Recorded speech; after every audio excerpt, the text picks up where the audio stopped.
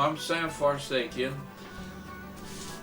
We're here in the home of Ed Talalian. We're very fortunate to have Ed as our first interviewer because his family dates way back and they were established people here in Yeadham area. Ed, why don't you start out with, tell us where your ancestors came from. My grandparents came from Turkey, mainly from the little village of Adana in the central part of Turkey. My father came in about the year 1912 and settled in New York City. He came from New York City to San Francisco in 1915 to the International Exposition. And his parents knew of a family by the name of Davidians in San Francisco. So he went to visit the Davidians, and there he met his wife, Nellie Davidian, and soon after that they were married.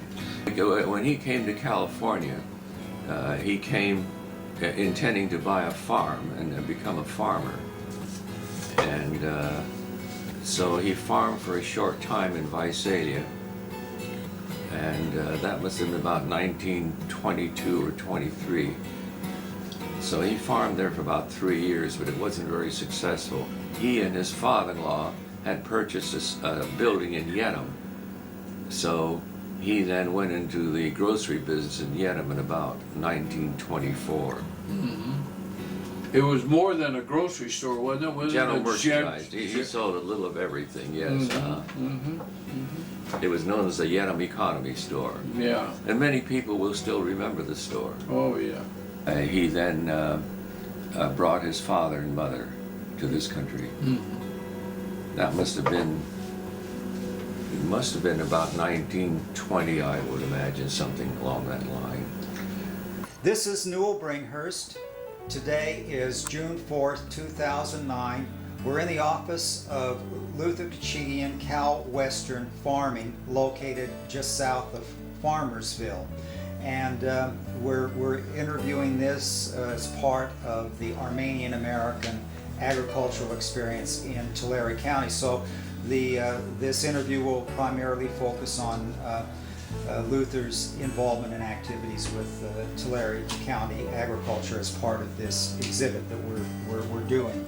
Why don't we start with where did your ancestors come from, Luther? Well, my granddad Harry Kachigian was born in a village in Turkey in 1879, and subsequently came to America in April of 1910. And he landed in Yeadham, and Yeadham in Armenian means Garden of Eden. Well, he just did general farm labor work, probably in the vineyards on the early settlers that came into Yeadham. And people like E.H. Talalian were earlier, and he had heard about E.H. E.H. was a prominent person in their mind. So that's where he was attracted to Yeadham, because it was a group of people that settled there. For 11 years, my granddad was here alone. He lost his wife in the deportations. My grandmother died in 1918. The Turks, Kemal Pasha and Talat Pasha, ordered out the deportation. It was not the annihilation. People. But she died as a result of it. She died as a result of disease, starvation. My dad was sent some funds, and he migrated here in 1921. My name is Harry Davidian. I'm 82 years old. My mother and father came from Çobaklı, Turkey. My dad's name was George Davidian, and it's funny that my mother's name was Dove Davidian. Yeah. Same last name, but they were not related. It just one of those things. My dad, after he came to the United States, he worked for a family called Davidian, of course, and he used to grow tobacco. Our Yerim area was basically a lot of tobacco. My dad's brother knew of my mother and imported my mother to the United States to get together so they could marry. My mother, she had a hard time. Her and a bunch of other people, of course, they all had to leave the Armenian territory, Turkey, because of the massacre and the death of Turkish people on the Armenian people. They all took off at nighttime and came along, and coming through the deserts, wherever they could go away, they went. Whatever they could find to eat, they ate. My mother told me about they used to take the roots out of a tree and eat it. And he had three brothers, and two of them would walk along, and she was carrying one of them, and it got so bad, so heavy, that she and one of her girlfriends made a basket and put the baby in the basket and put it in the river and let Jesus Christ take over from there. But he never discussed, for example, the deportation, the marches. They probably marched like 600-700 miles out of Kayseri. The strong will to live, the strong faith in God, and strong faith in Christ somehow allowed them to survive all the vagaries. There are two churches in Yerim. The Armenians had the first Christian nation, I think in 301. When he came to Yerim, at that time, there was an Armenian Presbyterian church there and the Armenian Apostolic Church. And so he was active in both churches, but a member of the Presbyterian Church. However, his support was for both religions or both groups. We're church-going people, very strong. And by the way, our church, while we're so strong, the Armenian people are strong in our church because this is where all Armenians found their brothers and sisters after the Turkish government massacred us. Armenians went all over the world, and the way they found each other is through the churches of different states. We have a diaspora of Armenian culture all across the world. You can go to just any country in the world, you'll find an Armenian somewhere. I'm Father Vartan Kasparian, and I was ordained in this parish in 1973.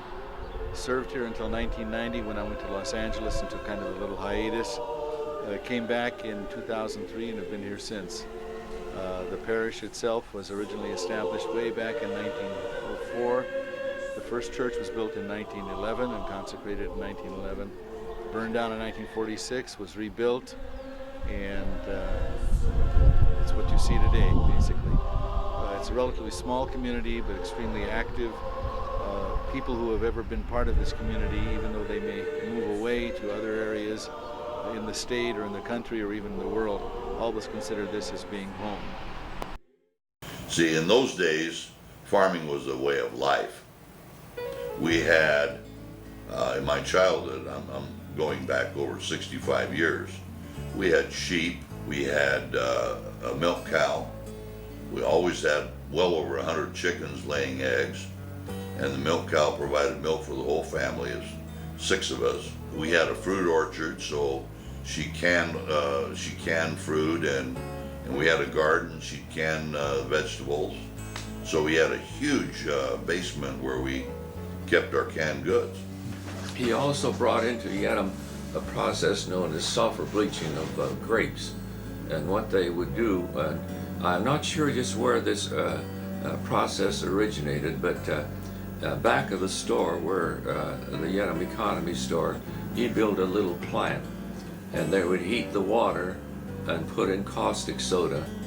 And after the caustic soda came to a boiling point, they would then put the grapes, Thompson grapes, into this vat and then remove it on nets and then put it on trays, 2x3 wooden trays, then take them out into a large yard where they were ultimately dried, and they became a white raisin. My father, after he got on his own, he farmed grapes, made raisins out of grapes, and it just allowed him 10 acres, and he made a living off that. Over the work period, after he got home from work, working for the bleach yards and all that. After he got home, he worked on his own farm.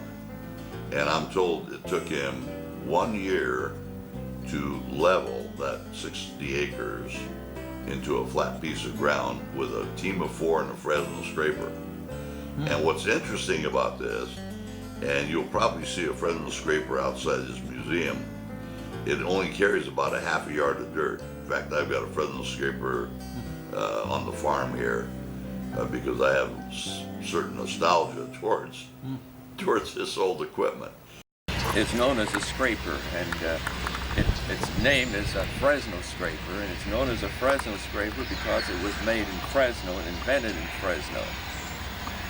It operates simply by a team of horses pulling it from the front, and the operator holds his handle down, and when the bin is full of dirt, then he raises this up and it spills, and this is the way that the ground around Yedem was leveled. Then he subsequently started planting Thompson Seedless Vineyard. As early as 1939 or 1940, he not only had a dehydrator, but he had sulfur houses where you sulfur bleach the raisins and you call them golden. You attended school in Yedem, did you not? Yes, it was known as the Yedem Grammar School, and most of us were Armenians. I guess we must have been about 60 or 70 in the school, and I would say that 80% were Armenians. Armenians, yeah. Were there any limitations or restrictions that the Armenians got around here? I don't ever remember, even though there may have been areas where there might have been this thing that we call prejudice, I don't remember any of it in our community, in high school or grammar school. While you were in school, Harry, was there any prejudice or anything? Was there any problems that you had?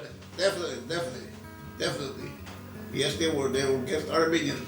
I don't know why, but there was a group of people, I don't want to name nationality, but they were against Armenians. Why, I don't know. And I know that, I don't think I'll get in trouble. They hate Armenians so much that we had a swimming pool in town that you swim. So there was a sign across you pay to go there swimming. There was a sign over there that said no Armenians allowed in this pool. So 5 of my other friends, older than me, got together one night and put a dynamite and blew that swimming pool up. They blew it up. So we weren't bad people. We just nobody knew us, and we didn't give enough time for them to know us. And I truly believe today that I think the World War II straightened all that out. We have a little bit in them yet, and that's for the older folks. But when their parents, when the people found out that their boys fought side by side on the war, that every nationality was the same.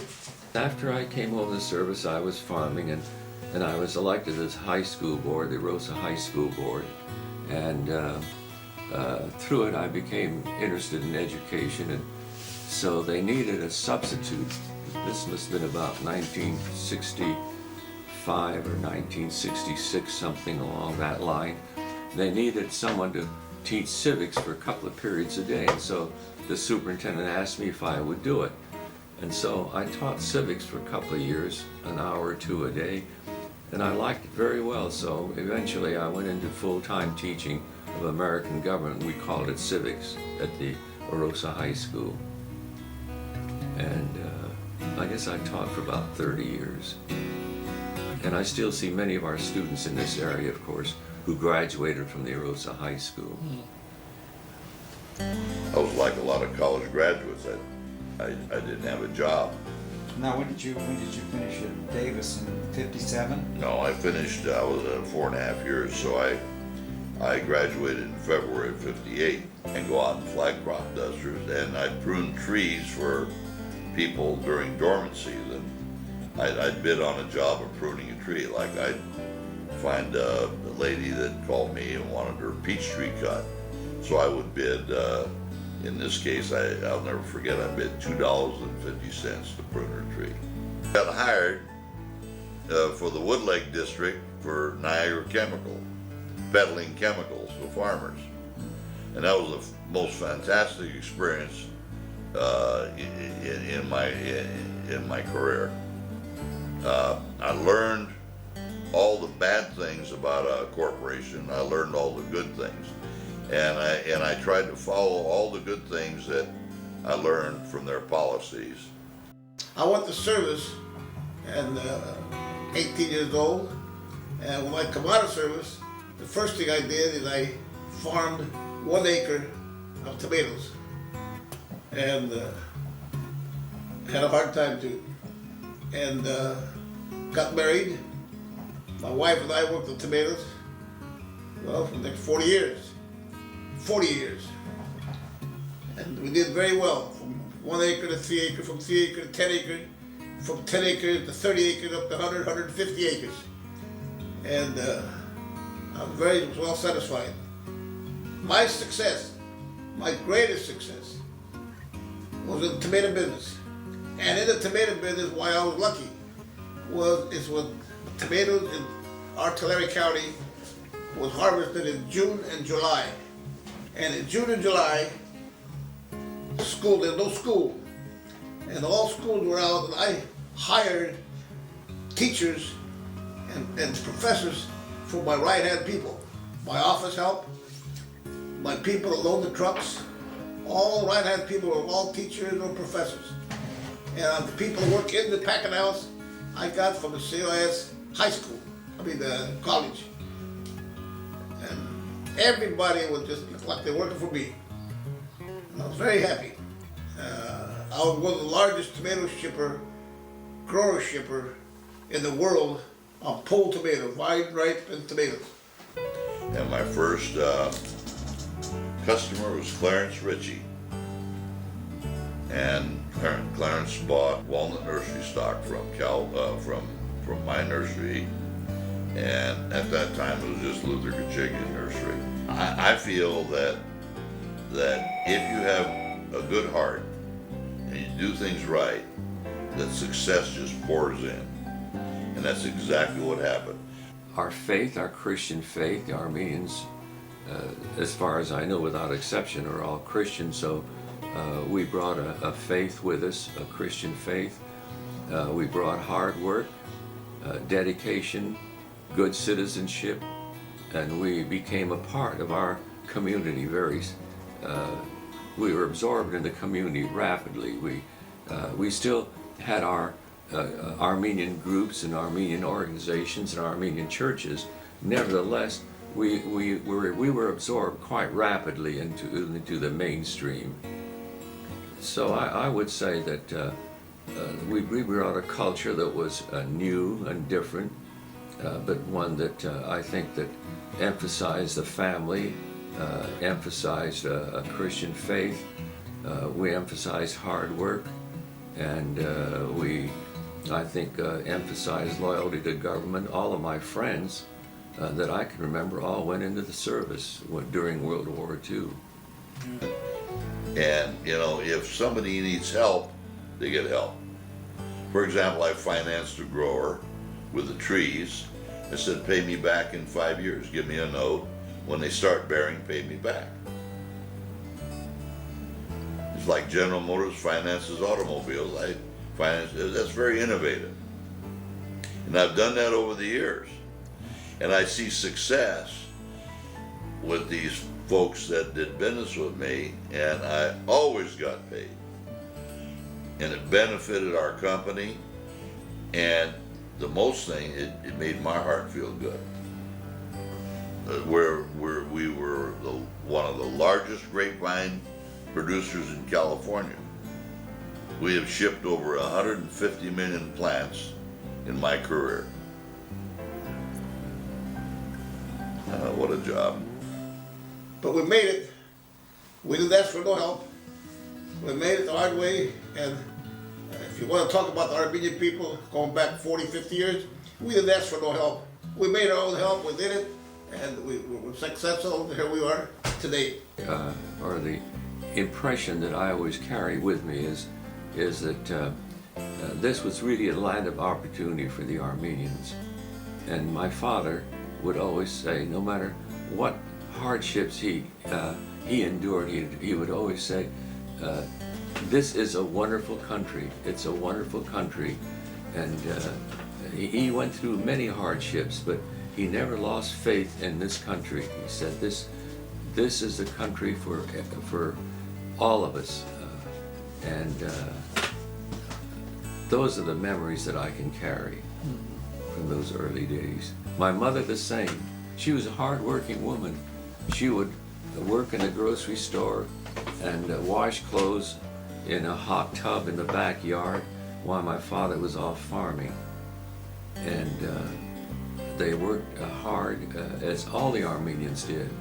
And I think that they brought into this country, into our area, a belief that hard work is the one way for success.